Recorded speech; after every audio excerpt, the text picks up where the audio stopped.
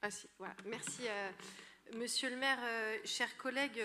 Avec ce bleu budgétaire de la ville, sur la politique de la ville, nous pouvons quand même, et d'ailleurs ça a été souligné, constater le fort engagement de la ville de Paris en faveur des QPV. Ce sont quand même plus de 470 millions d'euros qui sont engagés, tant en investissement qu'en fonctionnement. Ça montre le niveau et l'ambition que la ville porte pour les quartiers populaires, à la fois dans la rénovation d'équipements, mais aussi dans le développement de nouveaux équipements, avec une attention particulière. C'est un sujet qui nous tient à cœur sur les questions de santé, où là aussi beaucoup d'investissements sont réalisés et vont être encore réalisés dans le futur. Nous en avons parlé hier, mais malheureusement, l'investissement de la ville est loin d'être contrebalancé par les investissements de l'État qui sont en recul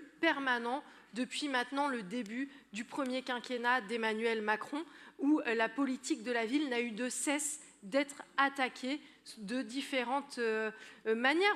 On n'a pas oublié, et je pense qu'on n'oubliera pas, une des premières actions qui a été celle de ce président de la République nouvellement élu en août 2017, ça a été d'essayer, au cœur de l'été, de supprimer des crédits politiques de la ville.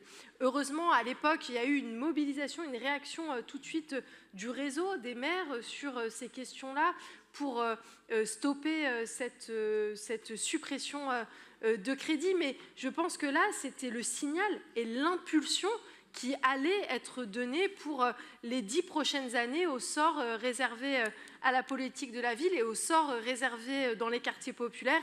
Et malheureusement, depuis 2017, nous ne faisons qu'en mesurer les effets. Et encore une fois, le comité interministériel des villes qui s'est réuni le mois dernier à Montpellier l'a très bien démontré. C'est toujours la même chose. Il n'y a pas de crédit supplémentaire pour la politique de la ville.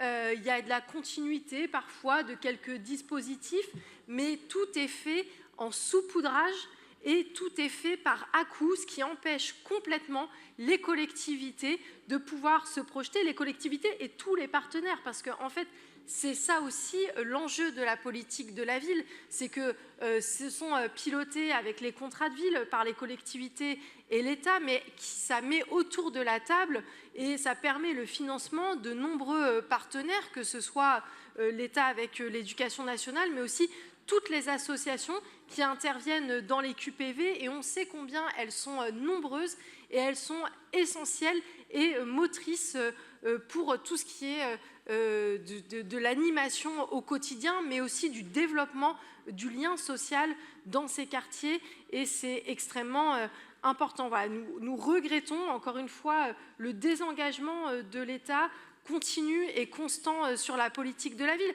N'oublions pas, à Paris, le contrat de ville, c'est des centaines d'habitants, des milliers d'habitants qui ont été sortis des périmètres de la politique de la ville, qui ont été sortis des périmètres des QPV. Là encore, la ville de Paris a été réactive en proposant son propre plan pour les quartiers populaires, mais nous ne pouvons pas sans cesse pallier au manquement de l'État, et nous avons besoin, les villes en France, partout où il y a des QPV, ont besoin d'une politique de la ville renforcée, dynamique, au service des collectivités et de leurs partenaires.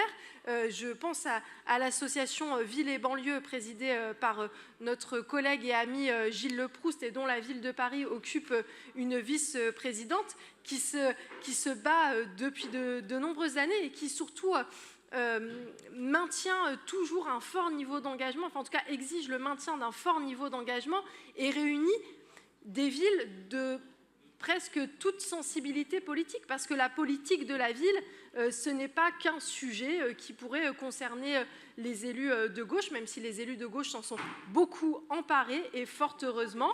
Et peut-être savent, comme le dit ma collègue, sont bien meilleurs dans ces domaines, je ne sais pas. Mais en tout cas, je sais que c'est un sujet qui tient à cœur de beaucoup de maires, dans beaucoup de collectivités, et qu'ils seront nombreuses et nombreux au rendez-vous pour l'exigence d'une politique de la ville ambitieuse pour tous les habitantes et les habitantes des quartiers populaires. Je vous remercie. Merci beaucoup, Mme Nager.